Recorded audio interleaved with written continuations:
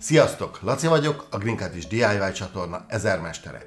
Ma részletesen meg fogjuk beszélni, hogy a fürdőszobába a csempézés előtt milyen vízzárási módokat kell alkalmazni. A folyékony fólia és a saroktömítőszalag felhelyezése falfelülettől függően körülbelül néhány órát vesz igénybe. Fürdőszoba készítésénél nem elegendő az, hogyha egy csempét ragasztunk fel a falra, mert annak az apró résein beszivároghat a folyadék, főleg a zuhanyzóba vagy olyan helyeken, ahol fokozottan terhelve van, és ez bizony az épület szerkezetébe kárt okozhat. Hogy ezzel ellen tudjunk védekezni, vannak megfelelő anyagok, amelyeket kell használnunk és a csempézés előtt alkalmazni bizonyos pontokon, vagy akár az egész fürdőszobában, ahhoz, hogy tökéletes legyen és az épületünk ne károsodjon. Nézzük akkor át, hogy mire is van szükségünk ahhoz, hogy egy ilyen munkát elvégezzünk. Úgy kell elképzelni ezt a munkálatot, mintha az épület falát fóliával próbálnánk beborítani a vízszigetelés céljából, de ez mivel lehetetlen, ezért gyártanak folyékony fóliának nevezett anyagokat. Ez nagyjából úgy néz ki, mintha egy fóliával borítanánk tényleg, de ecsettel vagy glettvassal lehet fölhordani a felületre. A sarkok erősítésére pedig szallagot használhatunk, ez még inkább vízzáróvá teszi ezeket a kritikus helyeket. A felsoroltakon kívül már csak egy vágóeszközre van szükségünk, amivel a sarokerősítő szallagot elvághatjuk. Első lépésként egy tiszta és pormentes felületre van szükségünk. Mi egy demófalon fogunk dolgozni.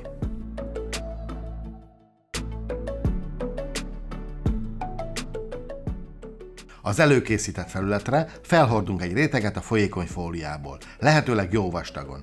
Ezt megtehetjük ecsettel, hengerrel vagy spaklival is. Először csak azokra a helyekre, ahol meg szeretnénk erősíteni a sarkokat tömítőszallaggal, hiszen később ebbe fog beleragadni a szalag.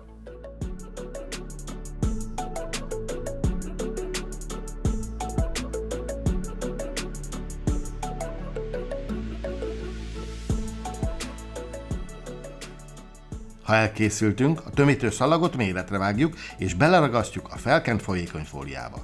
Figyeljünk arra, hogy a vízfolyás irányával ellentétesen dolgozzunk, így biztosak lehetünk abban, hogy a víz nem szivárog be.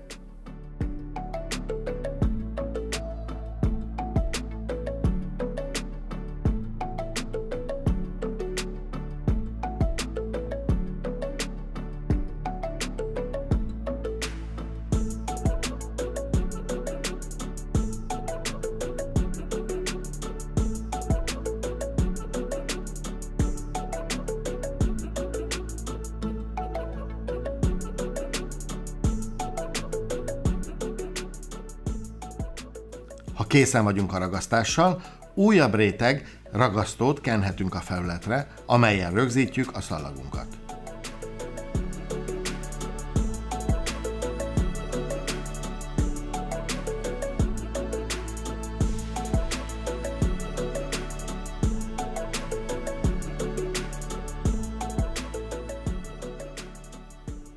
A kapcsolódási pontoknál és egymásra takarásnál igyekezzünk vastagon felhordani az anyagot.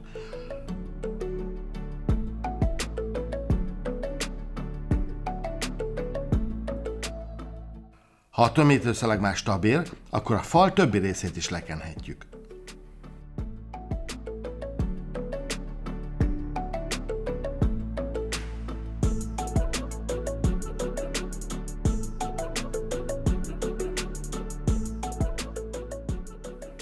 Majd a dobozon feltüntetett száradási idő után és rétegszámban végezhetjük újra és újra a folyamatot. Fontos, hogy legalább 2 sort alkalmazzunk, de vegyük figyelembe a gyártó által ajánlott rétegszámot.